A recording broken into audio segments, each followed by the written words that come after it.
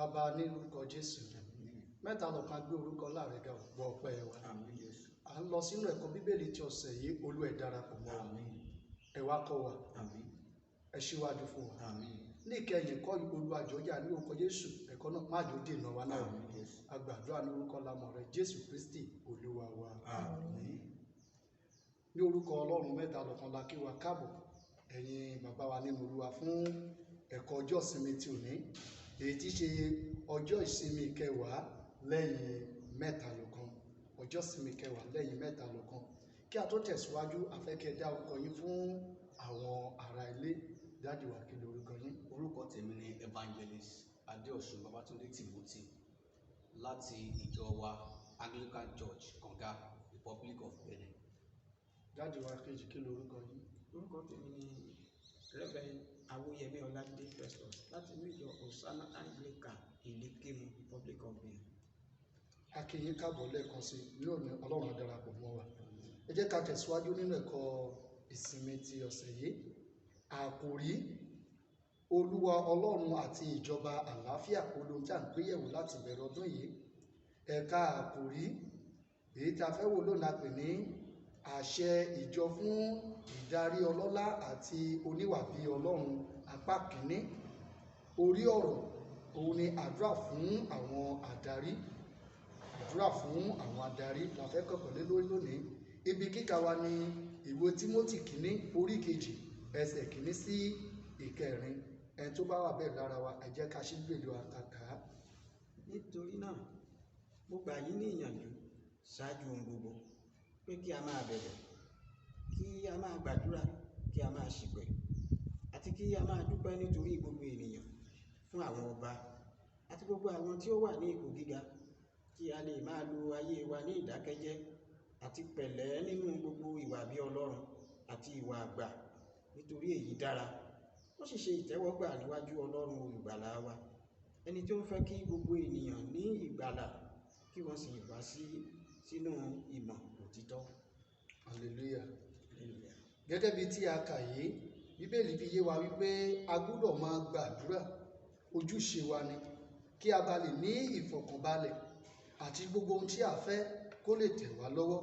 Bí orúkọ Jésù agbára àti máa gbàdúrà Ọlọ́run á gbé wá ní orúkọ Jésù. Èròǹgbà àkọ́kọ́ ni wípé láti ṣe àfihàn òtítọ́ pé àdúrà fún àwọn adarí jẹ́ ojúṣe tí ó pọn dandan fún àwọn Kìrìsìtẹ́nì àti láti kẹ́kọ̀ọ́ nípa ipá tí àdúrà Bíbélì kó fún àwọn adarí. Ṣé ó yé wa? Ṣé èròǹgbà wa yẹn ṣé ó yé wa dáradára? Ẹ já lọ sí ìfáàrà. Gẹ́gẹ́ bí Kìrìsìtẹ́nì a ní ojúṣe láti gbàdúrà fún àwọn adarí àti aláṣẹ wa fún ṣíṣe ojúṣe wọn ní ọ̀nà tí ó dára jùlọ ní gbogbo ìpele. Ojúṣe mi àti pé láti gbàdúrà fún àwọn adarí wa láti lè máa ṣe ojúṣe wọn gẹ́gẹ́ bí ó ti tọ́ àti bí ó ti yẹ. A ní láti gbàdúrà pé kí àlàáfíà àti ìfọ̀kànbalẹ̀ lè máa jọba sí ní àwùjọ wa. Ojúṣe àwọn ọmọ Ọlọ́run ni láti máa gbàdúrà fún àwọn adarí wa kí ni ó máa ṣẹlẹ̀, ìfọ̀kànbalẹ̀ kí ó lè wà lẹ́ẹ̀rin wa ní ìjọ àti nílùú àti ní orílẹ̀-èdè. Ẹsẹ̀ Bíbélì tí òní gbà wá ní ìyànjú láti gbàdúrà fún gbogbo ènìyàn, kì í ṣe fún ara wa nìkan tàbí ọmọ wa àbí ìbátan wa, bí kò ṣe fún kí ni o, gbogbo ènìyàn. Pọ́ọ̀lù yọ àwọn ọba àti gbogbo àwọn tí ó wà ní ipò àṣẹ jáde bí àwọn tí a kò gbúdọ̀ dẹ́yẹ sí, a kò gbúdọ̀ máa fojú wò wọ́n pé kò kàn wá, a kò gbúdọ̀ wà bìkítà sí àwọn adarí wa, àwọn ọba wa, a gbúdọ̀ máa ṣe kí ni, gba àdúrà fún wọn. Àwọn adarí ìgbàanì àti àkókò yìí lè burú kí wọ́n tilẹ̀ ṣe àìbọ̀wọ̀ fún Ọlọ́run àti àwọn ènìyàn rẹ̀, gẹ́gẹ́ bí a ti rí lónìí bí ọ̀pọ̀lọpọ̀ àwọn adarí wọ́n ṣe àbọ̀wọ̀ fún Ọlọ́run, wọn ò ní bẹ̀rù ènìyàn, ṣùgbọ́n síbẹ̀síbẹ̀ ojúṣe wa ni láti ṣe kí ni, láti máa gbàdúrà fún wọn kí wọ́n lè yí padà sí ọ̀nà tí ó tọ́ àti èyí tí Ọlọ́run fi ọwọ́ sí. Ìjọ lè lùgbàdì ìkorò àti ìkórira. Nítorí náà fún ìbáṣepọ̀ àlàáfíà a nílò kí Ọlọ́run dá sí nípasẹ̀ àdúrà ìṣípẹ̀ wa fún àwọn adarí àti alákòóso wa ní orúkọ Jésù pàṣẹ àdúrà ẹ̀mí àti tìrẹ àti gbogbo ìjọ Ọlọ́run ní orúkọ Jésù ohun gbogbo á bọ́ sípò. Ẹ jẹ́ ká lọ sí atọ́nà ìjíròrò wa èyí tó túmọ̀ sí àwọn ìbéèrè tí a fẹ́ dáhùn sí. Àkọ́kọ́ ni wípé kí ni ìdí tí ó yẹ kí a gbàdúrà fún àwọn adarí wa? Jíròrò ní ìbámu pẹ̀lú ibi kíkà wa tí ṣe ìwé Tímótì kìíní orí kejì ẹsẹ̀ kìíní sí kẹrin àti ka ibẹ̀ yẹn. Ẹ já lọ sínú ìwé Dánẹ́lì orí kejì ẹsẹ̀ kejìlá sí ìkẹtàlá àti ẹsẹ̀ ìkẹrìndínlógún dé ìkọkàndínlógún. Ìwé Dánẹ́lì orí kejì ṣé àti wà níbẹ̀? Ó yá ẹni tó bá wà bẹ́ẹ̀ ẹ kà á. Nítorí ọ̀rọ̀ yìí nínú ọba fi bàjẹ́, ó sì bínú gidigidi, ó sì pàṣẹ pé kí ó pa gbogbo àwọn amòye Bábélì run. Nígbà náà ni àṣẹ jáde lọ pé kí ó pa àwọn amòye, wọ́n sì ń wá Dáníẹ́lì pẹ̀lú àwọn ẹgbẹ́ rẹ̀ láti pa wọ́n 16-20. Nígbà náà ni Dáníẹ́lì wọlé lọ, ó sì béèrè lọ́wọ́ ọba pé kí ó fi àkókò fún òun, ó sì wí pé òun ó fi ìtumọ̀ rẹ̀ hàn fún ọba. Nígbà náà ni Dáníẹ́lì lọ sí ilé rẹ̀, ó sì fi nǹkan náà hàn fún Ananiah, Masaeli àti Asariah àwọn ẹgbẹ́ rẹ̀ pé kí ó béèrè àánú lọ́wọ́ Ọlọ́run Olúwa ọ̀run nítorí àṣírí yìí, kí Dáníẹ́lì àti àwọn ẹgbẹ́ rẹ̀ má bàa ṣègbé pẹ̀lú àwọn ọlọ́gbọ́n Bábélì yòókù tí ó wà ní Bábélì. Nígbà náà ni a fi àṣírí náà hàn fún Dáníẹ́lì ní ìran ní òru. Dáníẹ́lì sì fi ìbùkún fún Ọlọ́run Olúwa ọ̀run. Dáníẹ́lì sì dáhùn sí wípé olùbùkún ni orúkọ Ọlọ́run títí láé, nítorí tirẹ̀ ni ọgbọ́n àti agbára. Ó dá gẹ́gẹ́ bíbí tí ẹ̀ka yẹn dáde, kí nìdí tí ó yẹ kí a gbàdúrà fún àwọn adarí wa? Gẹ́gẹ́ bí ohun tí a kà pẹ̀lú ní ìwé Tímótì tí a kọ́kọ́ kà yẹn, a rí pé ó jẹ́ ohun tí ó dára tí ó sì ṣe ìtẹ́wọ́gbà ní ọwọ́ Ọlọ́run, àti kí gbogbo àwọn olórí kí wọn kí ó lè wá sí ojú ìmọ̀ òtítọ́. Ẹ já lọ sí ìbéèrè kejì. Kí nìdí tí Dáníẹ́lì fi gbàdúrà fún ọba tí ó mú ní ìgbèkùn? Ìwé Dáníẹ́lì orí kejì yẹn níbi tí a kà yẹn, ó ní ká wá wo Jeremáyà orí 29 ẹsẹ̀ 7. Wọ́n béèrè pé ní ìwòye tìrẹ kí ni ìbá ṣẹlẹ̀ tí Dáníẹ́lì kò bá gbàdúrà ìṣípẹ̀ fún ọba náà bí a ti rí ní orí kejì ẹsẹ̀ 11 sí 13. Ẹ já wo Jeremáyà 29:7.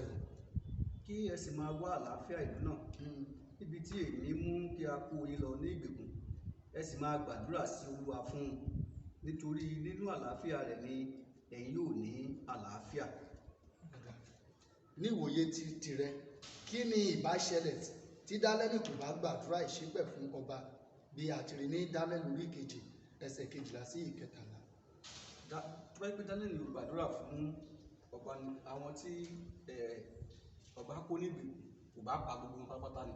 Ìfúkọ̀ Dáníẹ́lì gan ìbáṣègbè bẹ́ẹ̀ sínú ìbáṣègbè pẹ̀lú wọn, ṣùgbọ́n Dáníẹ́lì gbàdúrà fún ọba, ìdí nìyẹn tí wọn kò fi ṣègbè. Ṣé a rí àfikún bí ká tẹ̀síwájú? Ẹ ṣé. Ìbéèrè kẹta pé gẹ́gẹ́ bí Kìrìsìtẹ́nì, kí ni ìdí tí a fi ní láti gbàdúrà fún àwọn aláṣẹ wa rere tàbí búburú àti fún àwọn adarí ìjọ wa? Ìwé Éfésù orí 6 ẹsẹ̀ 18 dé ẹsẹ̀ 20. Pẹ̀lú gbogbo àdúrà àti ẹ̀bẹ̀ ní kí ẹ máa gbàdúrà ní ìgbà gbogbo nínú ẹ̀mí, kí ẹ sì máa ṣọ́ra sí i nínú ìdúróṣinṣin gbogbo àti ẹ̀bẹ̀ fún gbogbo ènìyàn mímọ́, àti fún mi kí a lè fi ohùn fún mi, kémi kí ó lè máa fi ìgboyà ya ẹnu mi láti máa fi ohun ìjìnlẹ̀ ìhìnrere hàn, nítorí èyí tí èmi jẹ́ ikọ̀ nínú ẹ̀wọ̀n, kémi kí ó lè máa fi ìgboyà sọ̀rọ̀ nínú rẹ̀ gẹ́gẹ́ bí ó ti tọ́ fún mi láti máa sọ. Ó dàdádì wa, ẹ dáhùn ìbéèrè yẹn. Gẹ́gẹ́ bí Kìrìsìtẹ́nì, kí nìdí tí a ní láti máa gbàdúrà fún àwọn aláṣẹ wa rere tàbí búburú àti fún àwọn adarí ìjọ wa? Nítorí kí àlàáfíà lè jọba ní àwùjọ yìí, àti kí àwa náà lè máa fi ìfọkànbalẹ̀ jẹ iṣẹ́ àti ìpè tí Ọlọ́run fún wa láàrin wọn. Ṣé bẹ́ẹ̀ gẹ́gẹ́ náà lẹ ṣe sọ? ìbéèrè tí ó kẹ́yìn ni wípé kí ni èrò tìrẹ lórí ọ̀rọ̀ àwọn alágbàṣe àdúrà tàbí afàdúràjagun olóṣèlú àti ipá tí wọ́n ní lórí ìjọ wa? Wo ìwé Míkà orí 3 ẹsẹ̀ 5 kí ni ó sọ? Ó ní báyìí ni Olúwa wí ní ti àwọn wòlíì tí ń ṣì àwọn ènìyàn mi ní ọ̀nà, tí ń fi eyín wọn bú ní ṣán, tí ó sì ń kígbe wípé àlàáfíà, òun ẹni tí kò fi nǹkan sí wọn ní ẹnu, àwọn náà sì múra ogun sí i. Ẹ wo ẹsẹ̀ 11 sí 12. 11 to 12, the same place. Àwọn olórí rẹ̀ ń ṣe ìdájọ́ nítorí èrè, àwọn àlùfáà rẹ̀ ń kọ́ni fún ọ̀yà, àwọn wòlíì rẹ̀ sì ń sọtẹ́lẹ̀ fún owó. Síbẹ̀ ni wọn ó gbẹ́kẹ̀lé Olúwa, wípé Olúwa kò wá wà láàrin wa, ibi kan kì yóò bá wa. Ó wá dà. Kí ni èrò tiyín lórí ọ̀rọ̀ àwọn alágbàṣe àdúrà tàbí afàdúràjagun olóṣèlú àti ipa tí wọ́n ní lórí ìjọ? Èrò tèmi ni wípé àwọn yẹn wọ́n jẹ́ olójú kòkòrò, wọ́n jẹ́ alájẹbánu nínú èrò tèmi. Ó dára. Dáàdì wa, kí lẹ rí sí ibẹ̀ yẹn nínú ìwé Jeremáyà orí 6? Gẹ́gẹ́ bí ó ti wà ní Jeremáyà orí 6 yẹn náà, a rí pé wọ́n jẹ́ èké àti ẹni tí kò jẹ́ iṣẹ́ Ọlọ́run tó ń du ipò ara wọn. Hallelujah. Wọ́n du ipò ara wọn, kì í ṣe pé wọ́n ṣiṣẹ́ fún Ọlọ́run. Àwọn ní àgbàṣe àdúrà ní orúkọ Jésù, a ò ní ṣiṣẹ́ ṣe o. Ìparí, bí ó ti máa rí nígbà gbogbo, ó máa ní adarí rere àti búburú nínú ayé. Ìsinsìnyí, ìwà wa nípa ti ẹ̀mí sí wọn gbọ́dọ̀ jẹ́ ti àdúrà fún àtìlẹ́yìn. Pẹ̀lú àdúrà wa àti ìdáhùn ìfẹ́ sí ohunkóhun tí wọ́n bá ṣe, Ọlọ́run Olódùmarè yóò gbàkóso. A tilẹ̀ mú wọn wá sọ́dọ̀ ara rẹ̀ bíi ti Dáníẹ́lì.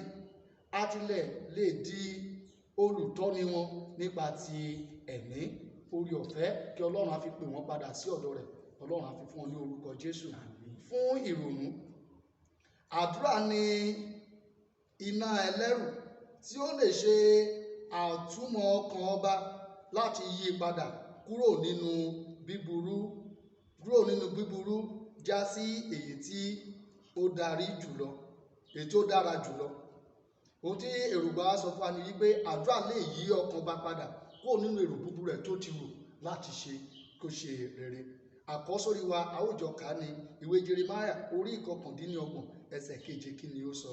Kí ẹ sì Máa wá àlàáfíà ìlú náà níbi tí èmi ti mú kí a kó yín lọ ní ìgbèkùn. Ẹ sì máa gbàdúrà sí Olúwa fún un, nítorí nínú àlàáfíà rẹ̀ ni ẹ yóò ní àlàáfíà. Ní orúkọ Jésù, Ọlọ́run á fún wa ní àlàáfíà. Ẹ jẹ́ kí a gbàdúrà. Bàbá, gbé ọ̀gá fún ẹ̀kọ́ sinmi tí ọjọ́ tòní. Ọlọ́run gbọ́ ọpẹ́ wa. Oore ọ̀fẹ́ àti máa gbàdúrà sí nígbà gbogbo Olúwa fún wa.